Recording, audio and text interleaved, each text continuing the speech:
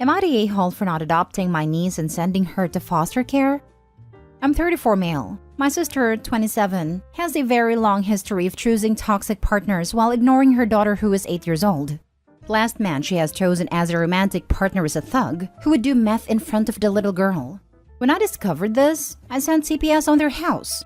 Sending them to jail for child mistreatment and neglect was a quick process because there was evidence of it everywhere in that house. However, there was no one else to take care of the child. I took temporary custody but cannot take care of a child for the rest of my life. I just can't. I don't have enough money, time, or energy for that. I never wanted kids, and I was okay with living a good enough life where I can keep myself afloat, and adding a kid to my lifestyle would break me financially. My niece was heartbroken, but I hope she can understand when becomes older. Because of that, she was put in the system in a house with other foster kids. My family's bashing me over this. My mom said that I destroyed a family and then didn't even care to adopt a child. Some of my uncles said the same. My best friend also told me that the system could be worse than whatever happened at my sister's house because she could at least have her mom besides her. I visit my niece quite frequently. She is always glad to see me but always asks at least once during the day why she can't live with me. And I say, because I can't give you a good life. Anyway, I'm very lost right now. Did I do the right thing? Now for the top comments. As a former foster youth, not the a-hole, it is going to be very hard for her in care. But if she gets a good home, they are more prepared for the trauma she went through. However, I will say you're the a-hole if you plan on leaving her life.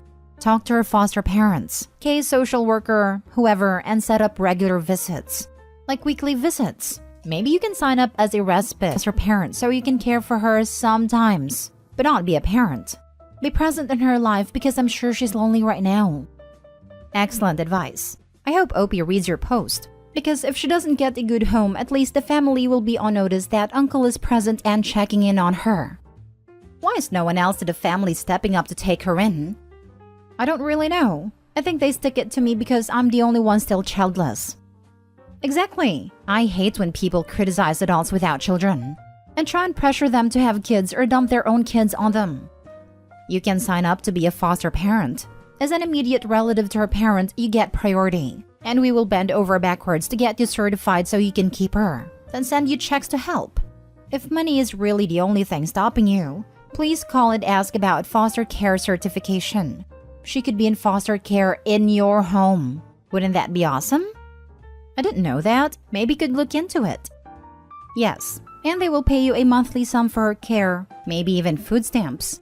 I used to work at a summer camp at a YMCA where half of the kids were foster care kids.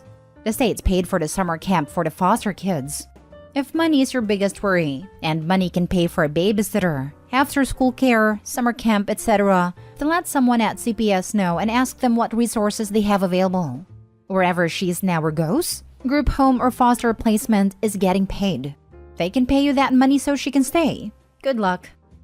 Next story. Am I the a-hole for refusing to take care of my children's half-sister while their father has surgery? My ex and I share 3 children together ages 12, 11, and 9.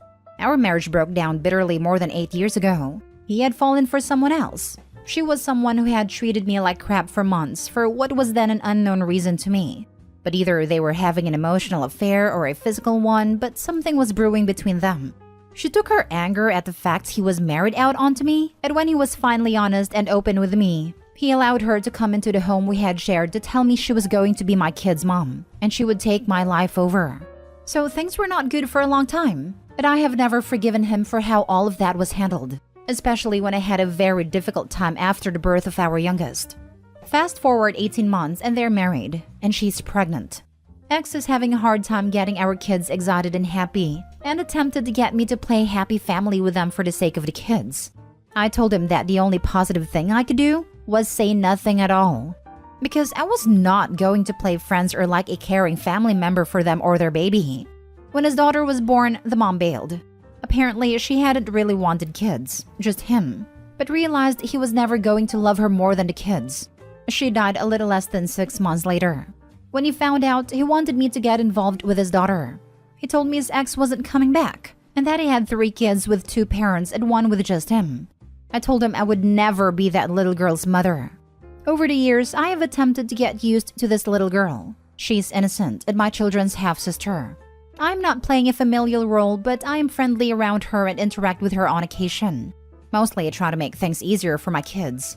Ex tried to remarry again, but his daughter wanted a mother, and a woman did not want to be one. So she's had a chaotic life. Ex has been suffering from some health problems for a number of years now. He's due to have a pretty big surgery to try and help. But he has nobody who can take care of his daughter while he's off his feet. So he asked me. He also asked if I would be willing to become her guardian if something were to happen to him. This is where more hard lines were drawn, and I said no. He begged me, and I told him I did not want to raise his child nor look after her, / spend that amount of time with her. He told me it would be better for her to be with me than friends of his who have no kids. He said it would be better for her to be with family. I told him there was no way. He tried to get our kids involved, but they told him it would be weird for her to live with us. I was angry at him for involving them like that. We argued for more than a week. He called me an a-hole for taking this out on his child. Then I found out she knew. She looked so sad when I saw her last. But knowing what she's been through, I have to ask, am I the a-hole? Edited to add. Some questions have been asked a few times, so I feel like I should try to answer in my main post. Ex's family are not involved. They do not like each other. And they do not have a relationship. They do not stay in touch. Last I knew, they all live in different countries and have no interest in a relationship. The mom's family, it's complicated and I can't go into a lot, but they're not involved. And are not really suitable people to have around / raising a child. So they would not be around to take care of her either. My children are not close with her. They are not unkind, but they are far closer with each other than they are her. And they don't have the same relationship with her as they have with each other. It's not even close to it, really. The little girl in question is 6. Not the a-hole at all. Why would he even tell her, a 6-year-old, that you refused it if not to emotionally manipulate you? He's a disgusting human being. Don't let him make you feel bad, because you've done nothing wrong. I don't believe he told her. I think he got careless while arguing with me and didn't make sure she was out of earshot. The only reason I think that is because he looked so guilty last I saw him. He even sounds it, more than he ever did for anything else. At least he has that much going for him. I was thinking he was the weaselest weasel who ever weaseled. First off, wow. I can't fathom the amount of hurt you've been through with him. Definitely not the a-hole. You have no obligation to him after what he put you through. Oh, he put me through a world of hurt. And really, I'm only starting to feel the edges coming off the anger. Still can't forgive him, and I doubt I ever will. But the way he treated me, allowed her to treat me, and then expected me to act like they were my BFFs? I'll never forget that time of my life. That's for sure. Looking at the timeline, you were pregnant and/or with a baby when that all went down. That would have made it extra scary and added extra pain to the memories. I understand how he feels it is in the best interest of the child to keep her with her siblings in the event of his death.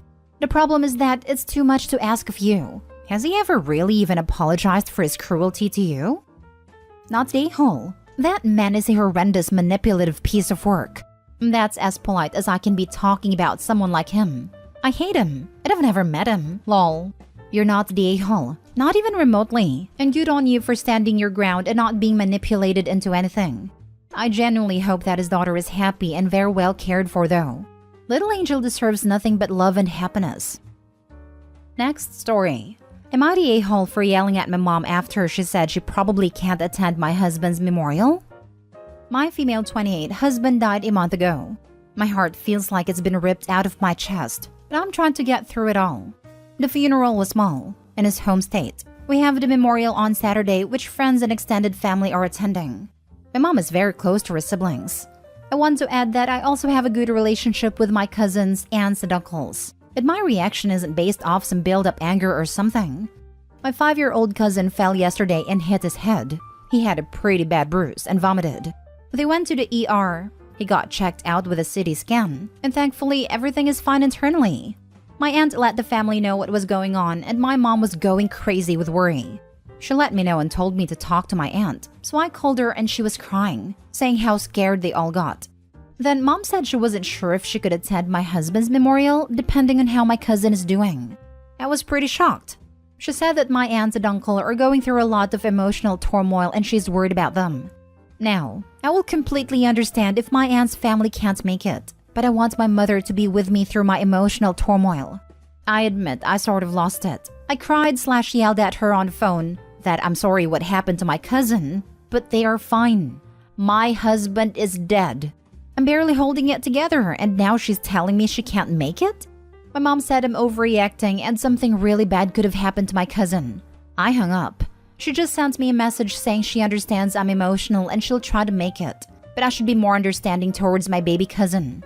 I decided to post here for some unbiased opinions if I went too far yelling at my mom. Now for the comments. Not the a-hole. I feel like her daughter should take priority over a child with two functioning parents. Then to gaslight you over your feelings? Damn. Her mother is trying to make it seem as though a child with two parents being injured is more important than her daughter grieving the recent death of her husband. To say her daughter is overreacting is discounting her very reasonable feelings on the situation. Is gaslighting. Exactly that. Sorry for your cousin. As a father, I know how stressful it can be, but I'm glad cousin's fine. But they have each other, while you shouldn't be alone. You have every reason to lose it for whatever reason, and this one's particularly justified.